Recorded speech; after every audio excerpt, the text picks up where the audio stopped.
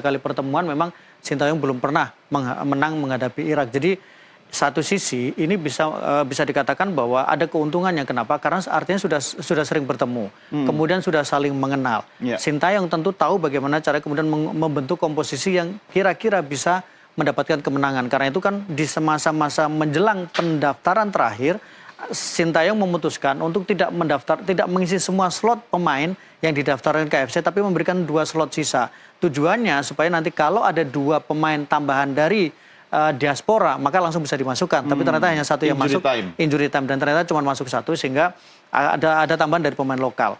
Nah, ini berarti Sintayong sudah melihat bahwa apa yang harus dilakukan dan apa yang bisa dilakukan ketika menghadapi Irak dan bisa mendapatkan kemenangan. Jadi banyak sisi ketika kita sering bertemu dengan Irak berarti ada keuntungan karena kita sudah saling mengenal. Satu sisi khawatirnya justru menjadi beban psikologis untuk para pemain karena jangan-jangan sebelum pertandingan sudah merasa inferior, padahal kita nggak boleh merasa minder inferior. Begitu? Ya, khawatirnya karena 3 kali pertemuan kemudian sejarah pertemuan kita juga agak sulit, ya khawatirnya menjadi inferior. Tapi dengan bermain di GBK tentu kita harapkan bahwa kita tidak merasa inferior. Ya, meski berkali-kali kita head to head dengan Irak dari berbagai zaman, tapi tadi juga kata Bung Hardiman, Indonesia tim Garuda yang sekarang itu berbeda. Betul. Ya kan? Tapi tim Irak yang sekarang juga pasti berbeda.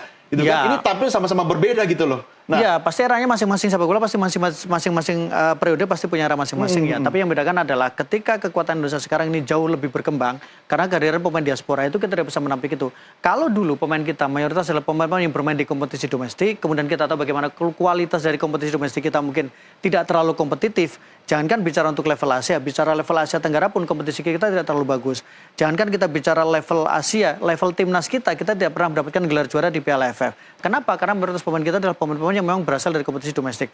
Tapi sekarang di era ini dalam 2 tahun terakhir materi kita, komposisi pemain kita adalah komposisi pemain yang kemudian antara pemain lokal yang memang mereka dibesarkan oleh kompetisi lokal dan pemain lokal yang mereka merasakan atmosfer di Eropa dan kemudian di Asia seperti Arahan, kemudian Asnawi, kita tahu Witan meskipun Witan tidak bermain, plus memang pemain yang mereka dibesarkan dengan kultur sepak bola Eropa dan mereka bermain di level Eropa, di klub-klub Eropa, dan itu pasti akan berdampak secara positif kepada tim secara keseluruhan. Verdon nggak bisa turun ya?